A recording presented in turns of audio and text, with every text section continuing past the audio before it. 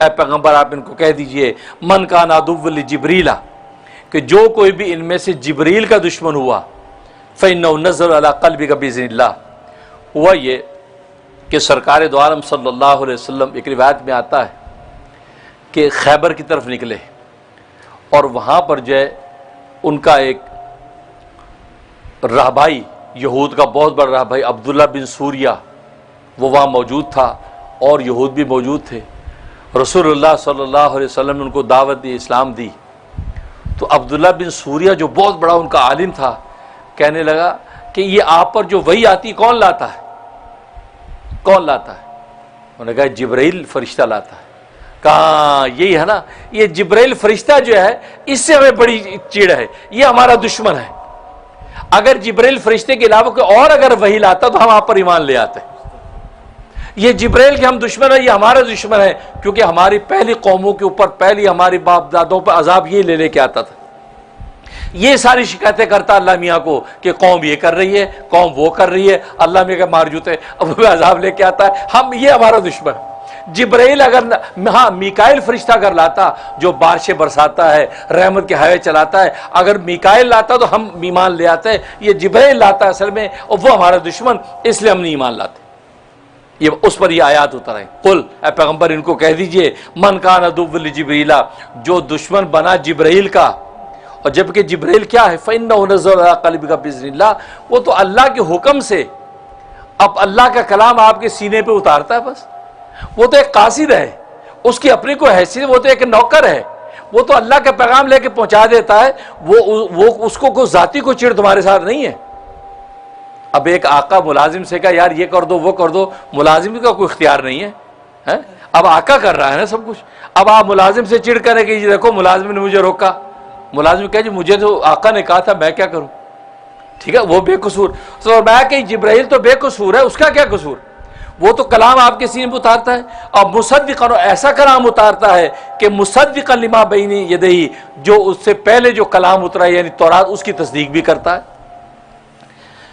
بہدن، اور وہ کلام ایسا اتارتا ہے یعنی قرآن جو ہدایت بھی ہے، تمہارے لیے رہنمائی بھی ہے، وبشریٰ للمؤمنین، اور ایمان والوں کے لیے وہ کلام بشارت بھی ہے۔ تو وہ تو ایسا پاکیزہ کلام اتارنے کا ایک قاصد ہے، اس سے زیادہ اس کی کوئی حیثیت نہیں ہے۔ اس کے ساتھ اس وجہ سے چڑ کرنا کہ بھی دیکھو ہمارے پہلے لوگوں پہ عذاب لیا، تو اللہ نے عذاب، تمہاری بڑوں کے کرتوت کی وجہ سے اللہ نے عذاب اتارا، یہ تو بیچ میں واسطہ ہے، اس کی کیا حیثیت بیچارے کی؟ کہ قرآن نے اس کو کلیئر کیا، اس لیے کہا فإنه نزل على قلبك بإذن اللہ۔ یہاں ایک سوال پیدا ہوتا ہے، یہاں فرمایا کہ یہ فرشتہ اتارتا اس قرآن کو آپ کے دل پر، قلبی کا، آپ کے دل پر بإذن اللہ، اللہ کے اذن سے۔ تو سوال پیدا ہوا کہ دل پر تو معنی اترتے، الفاظ نہیں اترتے، دل پہ تو معنی اترتے، الفاظ نہیں اترتے۔ اس کا مطلب قرآن کے معنی یہ رسول اللہ کے قلب پہ اترے، الفاظ اور رسول اللہ کے اپنے ہیں جو بنا کر پیش کرتے۔ سوال سمجھ میں آیا؟ یہ شبہ پیدا ہوتا ہے کہ نظر علی قلبی کا فرمایا کہ دل پر اتارتے ہیں، تو دل کا ذکر کرنے کا مطلب یہ ہوا کہ دل پر تو معنی اترتے، الفاظ تو کانوں میں آتے ہیں، دل پہ تو معنی آتے ہیں۔ تو جب دل پر اتارا اس کا مطلب مضامین دل پر اتارے گئے، اور ان حقائق و مضامین کو رسول اللہ الفاظ میں پیش کر رہے ہیں، تو الفاظ رسول اللہ کے ہوئے اور معنی اللہ کے ہوئے، اس کو قرآن کہتے ہیں۔ تو معلوم کہ الفاظ قرآن کے اللہ کی طرف سے نہ ہوئے۔ یہ سوال سمجھ میں آ گیا؟ تو جواب اس کا یہ کہ نہیں، یہ بات نہیں ہے۔ بات اصل میں یہ ہے کہ دل جو ہے، دل معنی کا بھی ادراک کرتا ہے اور الفاظ کا بھی ادراک کرتا ہے۔ اصل مدرک جو ادراک کرنے والی چیز دل ہے، دل معنی اور الفاظ دونوں کا ادراک کرتا ہے۔ جیسے دل پر معنی اترتے ہیں، اسی طرح دل پر الفاظ بھی اترتے ہیں، اور باقی یہ جو کان، ناک، آنکھیں جو ہیں یہ واسطہ اور ذریعہ ہیں، حقیقت میں مدرک دل ہے، آنکھ اور کان نہیں ہوتے۔ جیسے حضرت تھانوی رحمۃ اللہ علیہ مثال دیتے ہیں، جیسے آپ چشمہ پہنتے ہیں، چشمہ پہننے سے آپ کی نظر تیز ہو جاتی ہے، تو چشمہ پہننے سے اصل میں مدرک کون ہے؟ وہ چشمہ مدرک ہے یا آنکھ مدرک ہے؟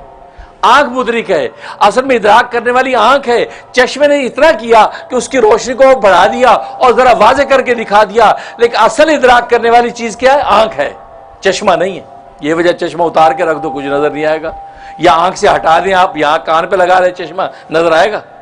نہیں، اس کا مطلب چشمہ نہیں دیکھتا، چشمہ تو صرف روشنی کو بڑھاتا ہے، اصل دیکھنے والی چیز کیا ہے؟ وہ آنکھ ہے۔ بالکل اسی طریقے سے الفاظ ہو یا معنی ہو، اصل ان کا ادراک کرنے والا دل ہوتا ہے، لیکن یہ کان اس کا ایک ذریعہ، جیسے چشمہ ذریعہ ہے اسی طرح کان ذریعہ ہوتا ہے۔ اصل میں ادراک الفاظ ہو یا معنی ہو، دونوں کا ادراک دل کرتا ہے، کوئی اور چیز نہیں کرتی۔ اللہ اکبر، اللہ اکبر۔ اور دوسرا جواب بہت خوبصورت ہے، قاضی ثناء اللہ پانی پتی رحمۃ اللہ علیہ نے تفسیر مظری میں دیا، بڑا خوبصورت جواب دیا۔